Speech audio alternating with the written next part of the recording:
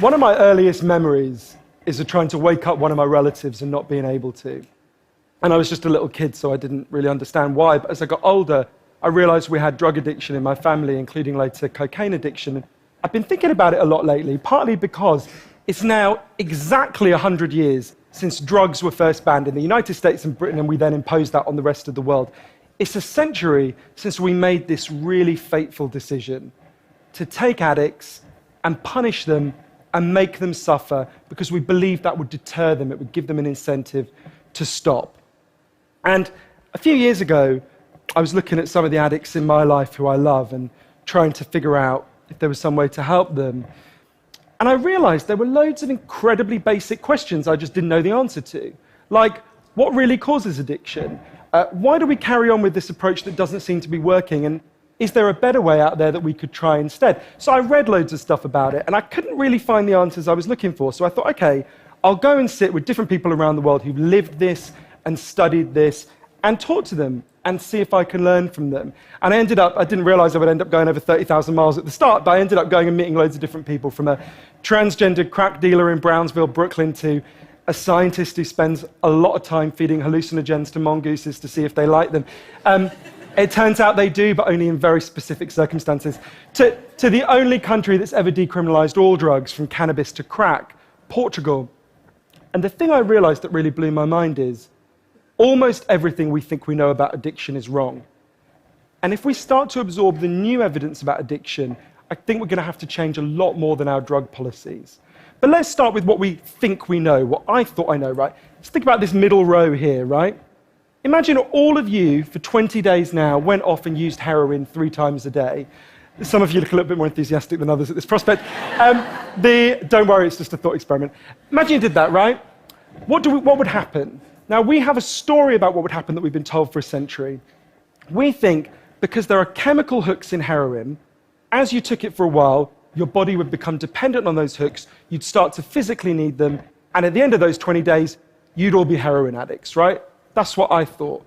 First thing that alerted me to the fact something not right with this story is when it was explained to me, if I step out of this TED Talk today and I get hit by a car and I break my hip, I'll be taken to hospital and I'll be given loads of diamorphine.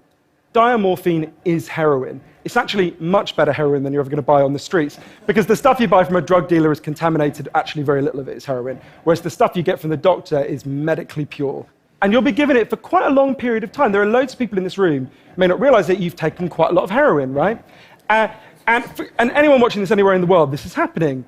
And if what we believe about addiction is right, those people are exposed to all those chemical hooks. What should happen? They should become addicts. This has been studied really carefully. It doesn't happen. You will have noticed if your grandmother had a hip replacement, she didn't come out as a junkie. And when I learned this, it just seemed so weird to me, so contrary to everything I'd been told, everything I thought I knew. I just thought it couldn't be right. Until I went and met a man called Bruce Alexander, who's a professor of psychology in Vancouver, who carried out an incredible experiment that I think really helps us to understand this issue. Professor Alexander explained to me, the idea of addiction we've all got in our heads, that story, comes partly from a series of experiments that were done earlier in the 20th century. They're really simple experiments. You can do them tonight when you go home if you feel a little bit sadistic. You get a rat and you put it in a cage, and you give it 2 water bottles. One is just water, and the other is water laced with either heroin or cocaine. If you do that, the rat will almost always prefer the drugged water and almost always kill itself quite quickly. So there you go, right? That's how we think it works. In the 70s, Professor Alexander comes along and he looks at this experiment and he noticed something. He said, we're putting the rat in an empty cage. It's got nothing to do except use these drugs. Let's try something a bit different. So Professor Alexander built a cage that he called Rat Park, which is basically heaven for rats, right? They've got loads of cheese, they've got loads of colored balls, they've got loads of tunnels. Crucially, they've got loads of friends, they can have loads of sex, and they've got both the water bottles, the normal water and the drugged water. But here's the fascinating thing. In Rat Park, they don't like the drugged water.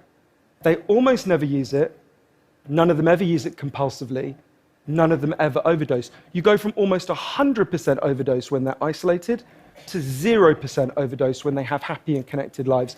Now, when he first saw this, Professor Alexander thought, maybe this is just a thing about rats. They're quite different to us, maybe not as different as we'd like, but, But fortunately, there was a human experiment into the exact same principle happening at the exact same time. It was called the Vietnam War.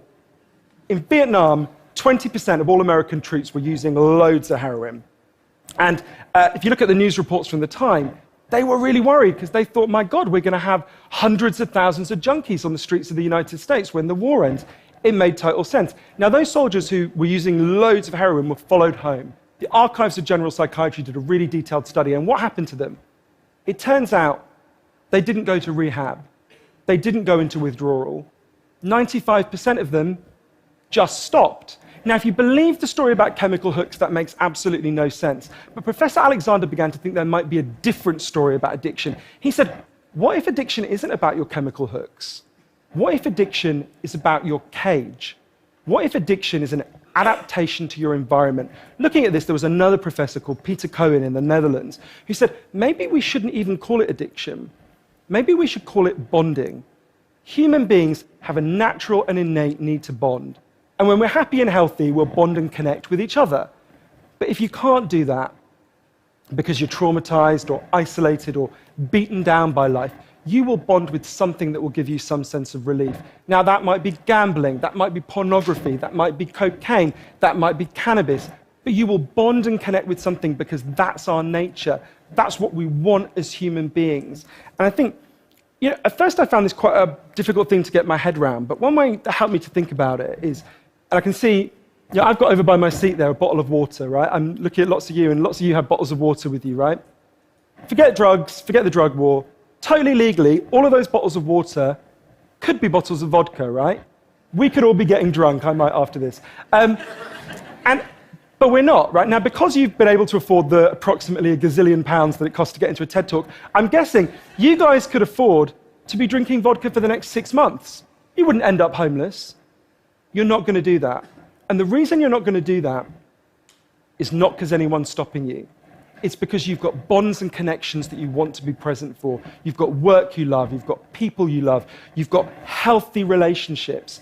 And a core part of addiction, I came to think, and I believe the evidence suggests, is about not being able to bear to be present in your life. Now, this has really significant implications. The most obvious implications are for the war on drugs, right? In Arizona, I went out with a group of women who were made to wear T-shirts saying I was a drug addict and go out on chain gangs and dig graves while members of the public could jeer at them. And when those women get out of prison, they're going to have criminal records that mean they'll never work in the legal economy again.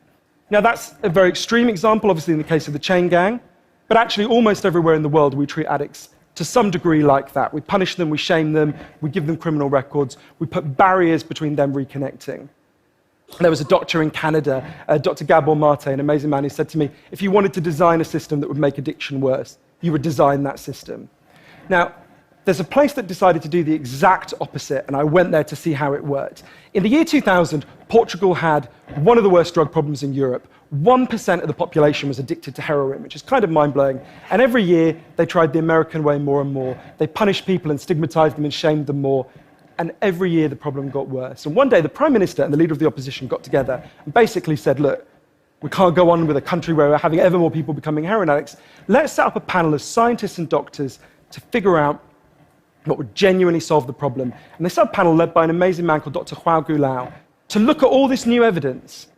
And they came back and they said, decriminalize all drugs, from cannabis to crack. But, and this is the crucial next step, take all the money we used to spend on cutting addicts off, on disconnecting them, and spend it instead on reconnecting them with the society. And that's not really what we think of. What they did wasn't really what we think of as drug treatment in the United States and Britain. So they do residential rehab, they do psychological therapy that does have some value. But the biggest thing they did was the complete opposite of what we do. A massive program of job creation for addicts and microloans for addicts to set up small businesses. So say you used to be a mechanic. When you're ready, they go to a garage and they'll say, if you employ this guy for a year, we'll pay half his wages. The goal was to make sure that every addict in Portugal had something to get out of bed for in the morning. And when I went and met the addicts in Portugal, it's fascinating. What they said is, as they rediscovered purpose, they rediscovered bonds and relationships with the wider society. It'll be 15 years this year since that experiment began, and the results are in. injecting drug use is down in Portugal, according to the British Journal of Criminology, by 50%, 50%. Overdose is massively down. HIV is massively down among addicts. Addiction in every study is significantly down. One of the ways you know it's worked so well is that almost nobody in Portugal wants to go back to the old system. Now, that's the kind of political implications. I actually think there's a layer of implications to all this research below that. We live in a culture where people feel really increasingly vulnerable to all sorts of addictions, whether it's to their smartphones or to shopping or to eating. Before these talks began, you guys know this, that we were told we weren't allowed to have our smartphones on. And I have to say, a lot of you looked an awful lot like addicts who were being told their dealer was going to be unavailable for the next couple of hours. And a lot of us feel like that. And it might sound weird to say, I've been talking about how disconnection is a major driver of addiction. But weird to say it's growing because you think, well, we're the most connected society there's ever been, surely. But I increasingly began to think that the connections we think we have, are like a kind of parody of human connection. If you have a crisis in your life, you'll notice something. It won't be your Twitter followers who come to sit with you. It won't be your Facebook friends who help you turn it round. It'll be your flesh and blood friends who you have deep and nuanced and textured face-to-face relationships with. And I think there's a study I learned about from Bill McKibben, the environmental writer, I think tells us a lot about this. It looked at the number of close friends the average American believes they can call on in a crisis. That number has been declining steadily since the 1950s. The amount of floor space an individual has in their home has been steadily increasing. And I think that's like a metaphor for the choice we've made as a culture, right? We've traded floor space for friends, we've traded stuff for connections, and the result is that we are one of the loneliest societies there has ever been. And yet, Bruce Alexander, the guy who did the Rat Park experiment, says, we talk all the time in addiction about individual recovery, and it's right to talk about that, but we need to talk much more about social recovery. Something's gone wrong with us, not just as individuals, but as a group, and we've created a society where, for a lot of us, life looks a whole lot more like that isolated cage and a whole lot less like Rat Park. But if I'm honest, this isn't why I went into it, right? I didn't go in to discover the political stuff, the social stuff. I wanted to know how to help the people I love. And when I came back from this long journey and I'd learned all this, I looked at the addicts in my life, and if you're really candid, it's hard loving an addict, and there's going to be lots of people who know in this room you're angry a lot of the time. And I think one of the reasons why this debate is so charged is because it runs through the heart of each of us, right? Everyone has a bit of them that looks at an addict and thinks, I wish someone would just stop you. And the kind of script we're told for how to deal with the addicts in our life is typified by, I think, by the reality show Intervention. If you guys haven't seen it, I think everything in our lives is typified by reality TV, but that's another TED Talk. If you've never seen the show Intervention, it's a pretty simple premise. You get an addict, all the people in their life, gather them together, and say, if you don't shape up, confront them with what they're doing, and they say, if you don't shape up, we're going to cut you off, right? So what they the addict, and they threaten it. They make it contingent on the addict behaving the way they want. And I began to see why that approach doesn't work. And I began to think that almost that's like the importing of the logic of the drug war into our private lives. So I was thinking, well, how can I be Portuguese, right? And what I try to do now, and I can't tell you I do it consistently, and I can't tell you it's easy, is to say to the addicts in my life that I want to deepen the connection with them, to say to them, I love you whether you're using or you're not. I love you whatever state you're in, and if you need me, I'll come and sit with you, because I love you and I don't want you to be alone or to feel alone. And I think the core of that message, you're not alone, we love you, has to be at every level of how we respond to addicts, socially, politically, and individually. For 100 years now, we've been singing war songs about addicts. I think all along we should have been singing love songs to them, because the opposite of addiction is not sobriety. The opposite of addiction is connection. Thank you.